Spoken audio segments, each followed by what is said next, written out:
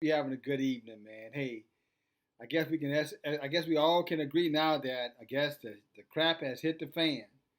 I mean, you got the protesters out there protesting all over the country. You've got the coronavirus over on the other side, supposedly still getting people sick. You've got a situation where unemployment is at unbelievably record highs. You got 40 million people out of work. You have got small businesses, almost 40% of them, 50% of them, 50% of them, sorry, not going to return. And the list goes on and on. And on top of all of that, you got now racial animosity that is kicking off at the levels that it probably hadn't been since the 1930s, guys. And I go back that far, probably 1920s, 1930s. You think about, Black Tulsa, you know what I'm saying, and the race riots, and probably even, farther than that, if you want to go to the post-Reconstruction period, where you had riots all over the country, race riots, because white supremacists decided that they were going to take back all of the progress that Reconstruction had brought to this nation for the so-called people of color. That was in the late 1870s. Many people, many cities and towns were torched, and burned. People were lynched, raped, ran off their property, beat, in prison through the prison, the new prison lease program, or should I say re-enslaved. And I can go on and on and on.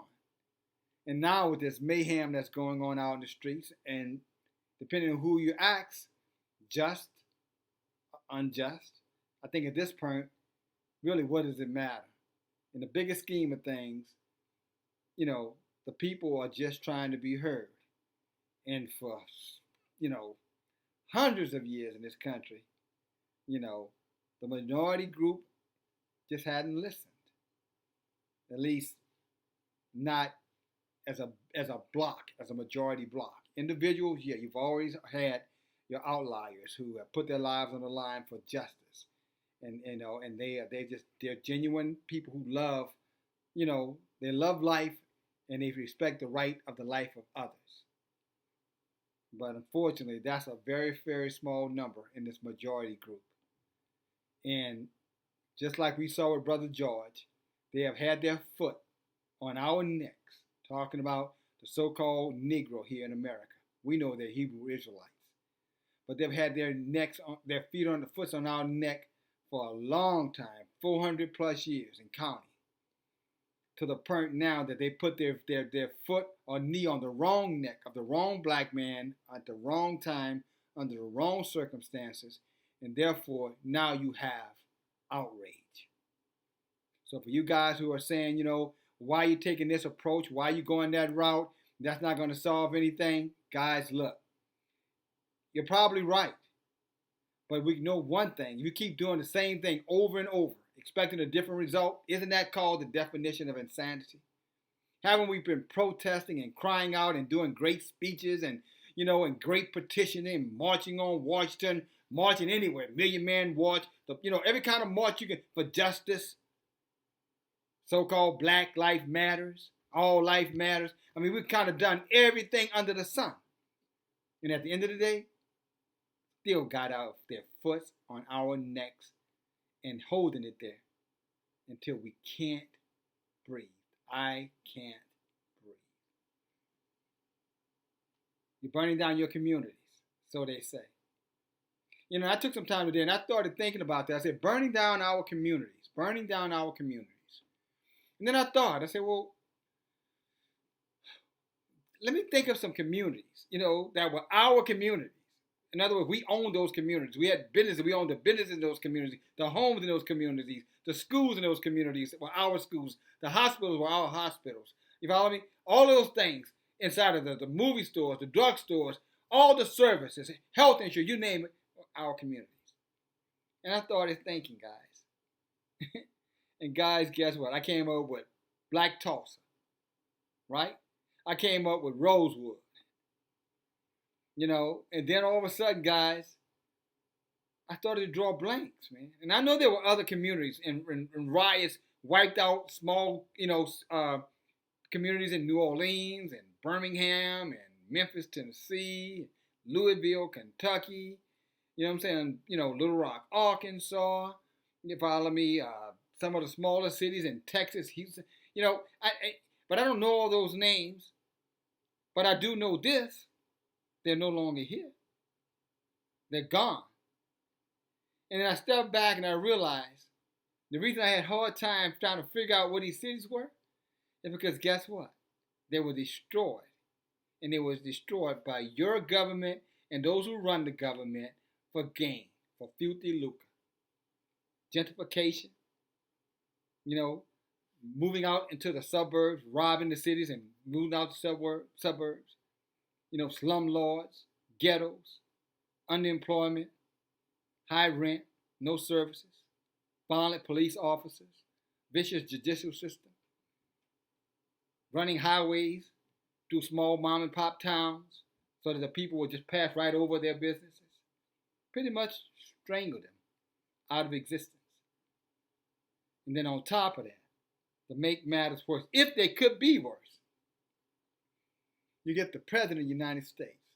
And as I began this video, if you remember, I told you, I think I did, a while back, that a friend, colonel in the Louisiana National Guard, warned me that it was going to get really, really bad.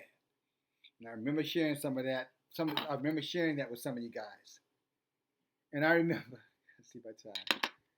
And I remember people naysaying and saying, well, see, I told you, I thought he said, nothing happened.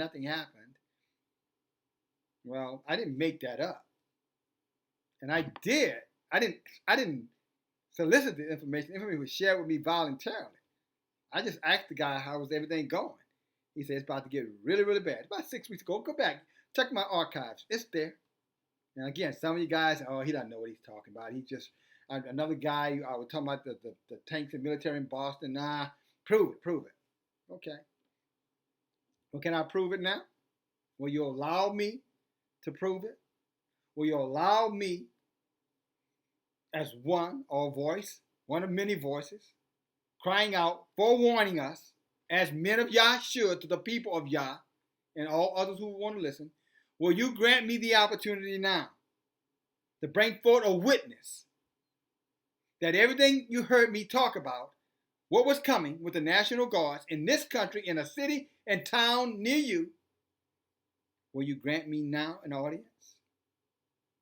Because no, I didn't have the power of the military. I don't. But let me tell you something, guys. This guy. My first and highest duty as president is to defend our great country and the American people. I swore an oath to uphold the laws of our nation, and that is exactly what I will do. All Americans were rightly sickened and revolted by the brutal death of George Floyd. My administration is fully committed that for George and his family, justice will be served. He will not have died in vain.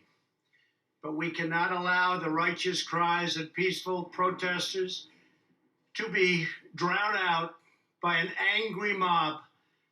The biggest victims of the rioting are peace-loving citizens in our poorest communities.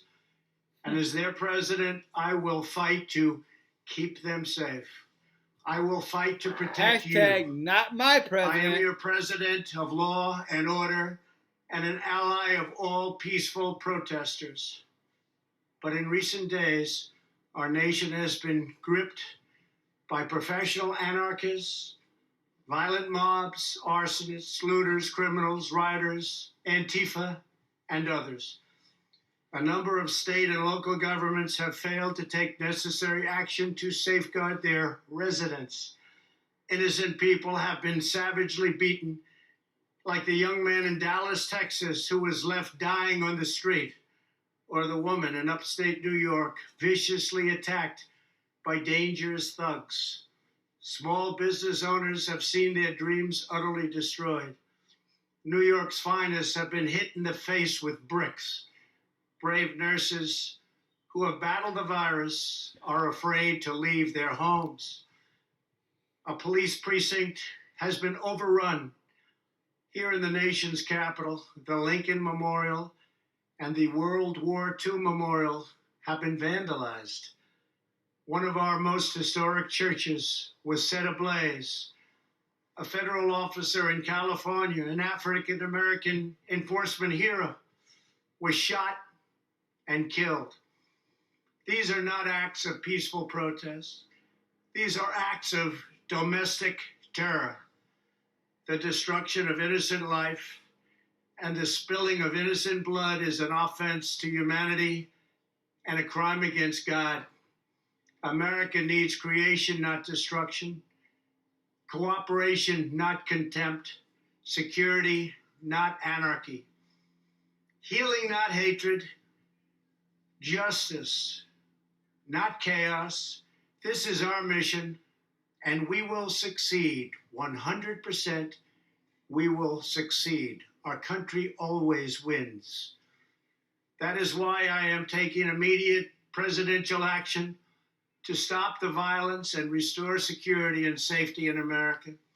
Here we go. I am mobilizing all available federal resources, civilian and military, to stop the rioting and looting, to end the destruction and arson, and to protect the rights of law-abiding Americans, including your Second Amendment rights.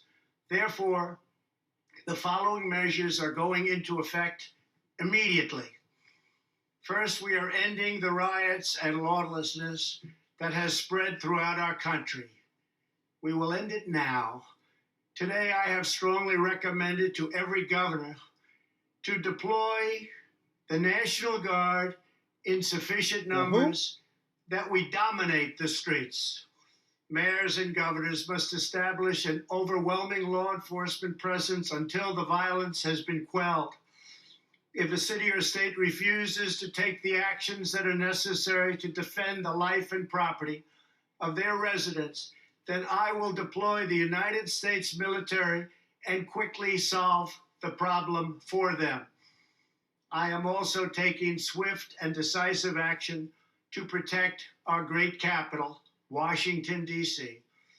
What happened in this city last night was a total disgrace. As we speak, I am dispatching thousands and thousands of heavily armed soldiers, military personnel, and law enforcement officers to stop the rioting, looting, vandalism, assaults, and the wanton destruction of property. We are putting everybody on warning. Our 7 o'clock curfew will be strictly enforced. Those who threaten innocent life and property will be arrested, detained, and prosecuted to the fullest extent of the law. I want the organizers of this terror to be on notice that you will face severe criminal penalties and lengthy sentences in jail.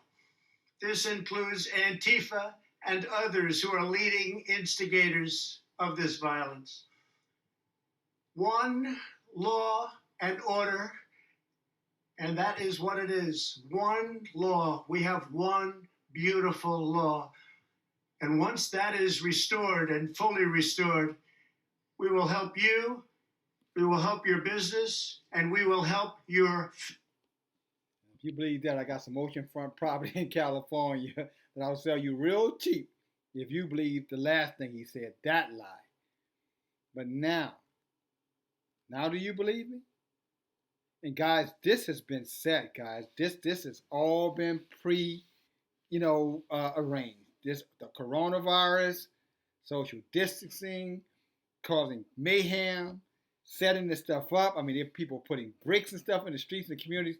All this is a plan that's being acted, a well thought out plan, guys, to bring forth martial law, to take away your rights, our rights, and to bring forth judgment on the wicked in this country, around the world as well, but this country.